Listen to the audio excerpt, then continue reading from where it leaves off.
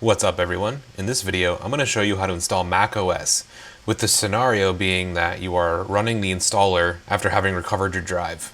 So let's say you had a problem with your drive, or you tried to use bootcamp to install Windows and everything got messed up, so you've just done a network recovery, or you had a flash drive installer and you are installing and you're booting from this drive and you're going into the installer for macOS.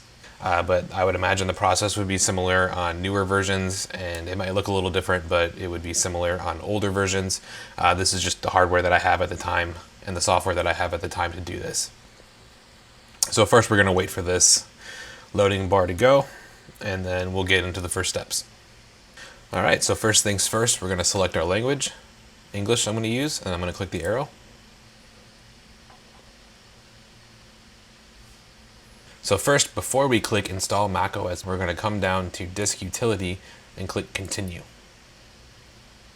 So we're going to select our hard drive here. In this case, I'm using a VM to show this process, so this would be my hard drive. Yours would probably have like a full name of like a hard drive or an SSD. So I'm just going to do that, and then I'm going to click Erase. And again, depending on your setup, this might be a little different for you, but this is just to show you what this looks like.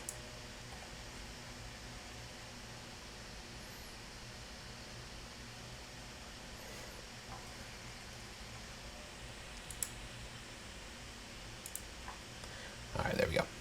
So we now have our hard drive formatted, so that way we can do our installation onto it. So I'm going to close this, come back over to Install, click Continue. Click Continue, Agree, Agree. There we go, so there's our drive. So I'm going to click on it, and then I'm going to click Continue. And so now it's going to start doing the installation process. So during the installation process, your computer may need to restart. Just leave it alone and let it do its thing.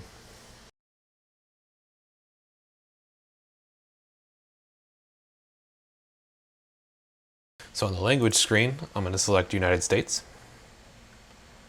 and then click Continue. In this case, I'm just going to click Continue. But if you want to customize your install, you can go ahead and do it however you need to. I'm just going to click Not Now, same thing. Data and privacy is something similar. For this migration assistant, I'm just going to click Not Now, since there's nothing to migrate for me. Alright, now also for Apple ID, you can enter this here. For my case, I'm just going to click Setup Later. It's going to ask if you want to skip, so click Skip. Perfect. Now it's going to load up a terms and conditions. So I'm going to go ahead and click Agree. So we can go to the next screen.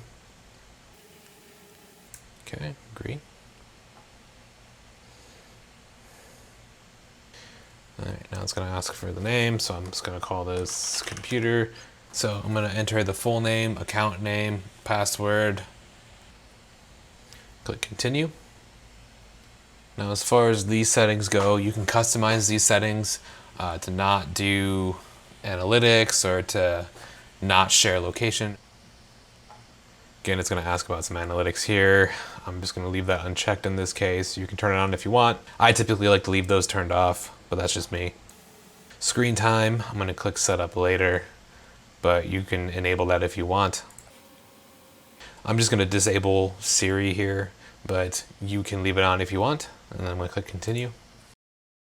So in this screen, you can choose your screen layout to be like regular light mode, dark mode if you want to have it easier on the eyes, especially at night, or you can have it automatically adjust depending on the time.